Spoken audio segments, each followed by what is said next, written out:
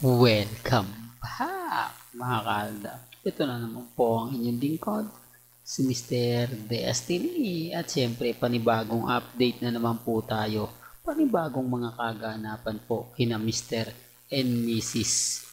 Paul Carson. Napakaganda nga po ng topic natin ngayon. Sabi ko nga po sa inyo, si Alden Richards po ay single. At si Richard Paul Carson Jr. naman po talaga ang totoong may anak at may asawa na.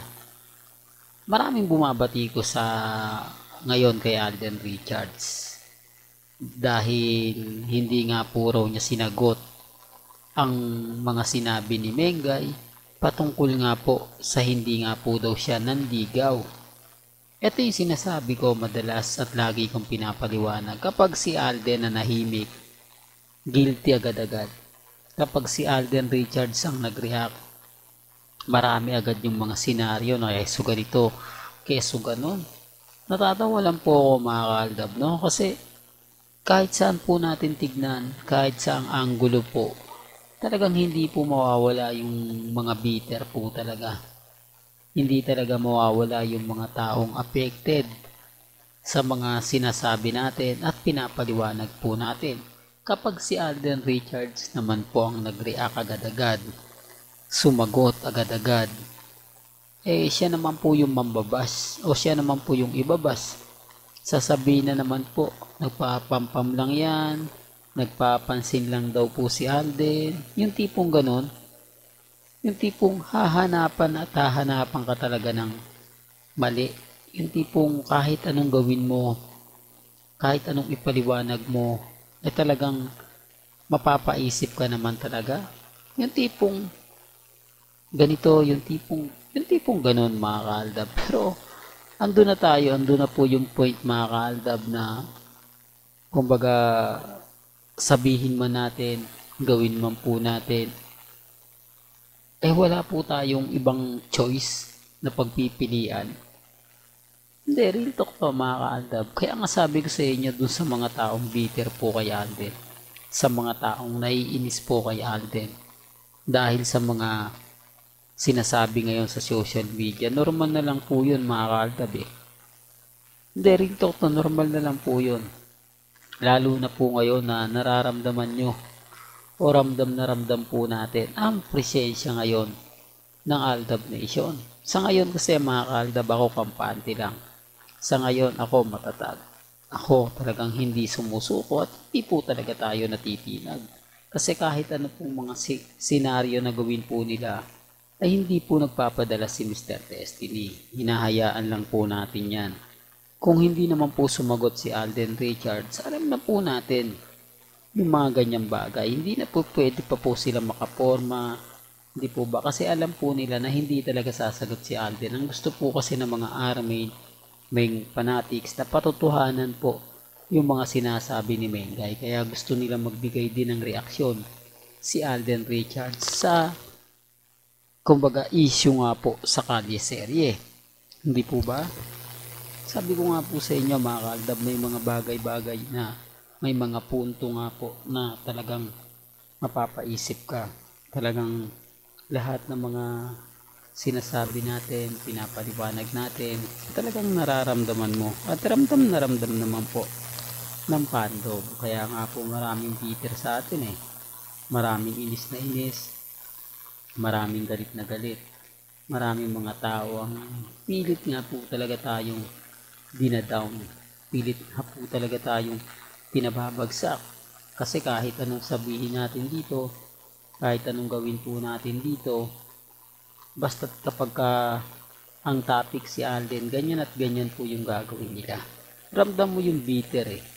Ramdam mo yung presensya na inis nga po talaga sila.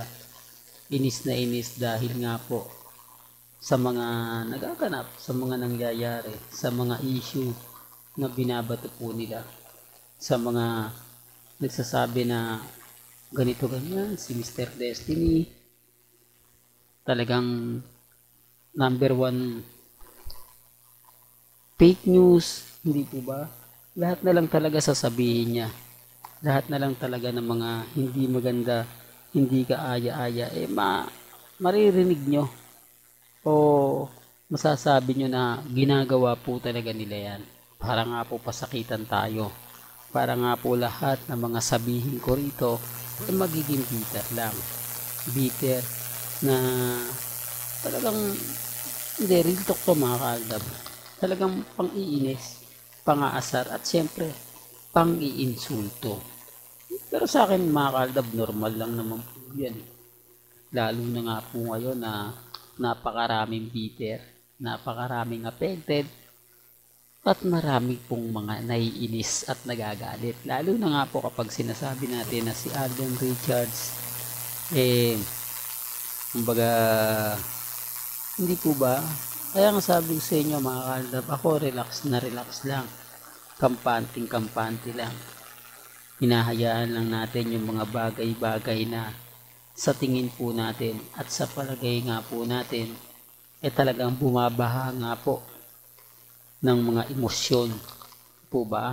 Emosyon na nanggagaling nga rin po sa mga fans. Hindi naman po pwede po mga kaaldab na kapag may mga komento, agad-agad sasabihin nila, agad-agad sasagutin nila.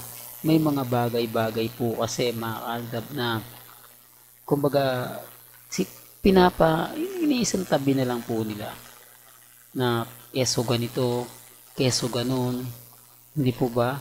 Kahit kasi anong sabihin at kahit anong gawin po nila, basta pagdating po sa Aldab Nation, mararamdaman mo yung presensya nga po na lagi kong sinasabi at lagi kong pinapaliwanag.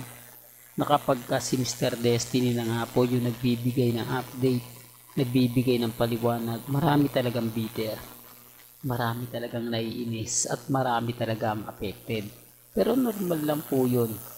Kasi sabi ko nga po sa inyo, may mga bagay-bagay po na kailangan po nating tanggapin. May mga bagay-bagay po na kailangan po nating intindihin. Lalo na nga po, kung ang Aldab lang po mismo o tayo-tayo lang naman po talaga ang nakakaintindi at nakakaunawa. Bagamat maraming kwento po na lumalabas ngayon, hindi mo na talaga alam kung sino yung paniniwalaan mo. Hindi mo na talaga alam kung sino nga po ba yung nagsasabi ng totoo at nagsasabi ng fake news. Hindi po ba? Na talaga naman pong real talk to mga kaaldab. Kaya sabi ko nga po sa inyo, sa dami ng mga naiinis kay Mr. Destiny, sa dami ng galit kay Mr. Destiny, normal lang po yung mga sasabihin at pahayag po nila. Normal lang po yung mga bitter po sa atin. Normal lang na kung ano-ano po yung mga sabihin nila, ihayag nila, hindi po ba, nasusuporta po sa kanila. Pero wala po lahat naman po kasi kumaayon sa atin. Karamihan naman po kasi kumakampi po sa atin.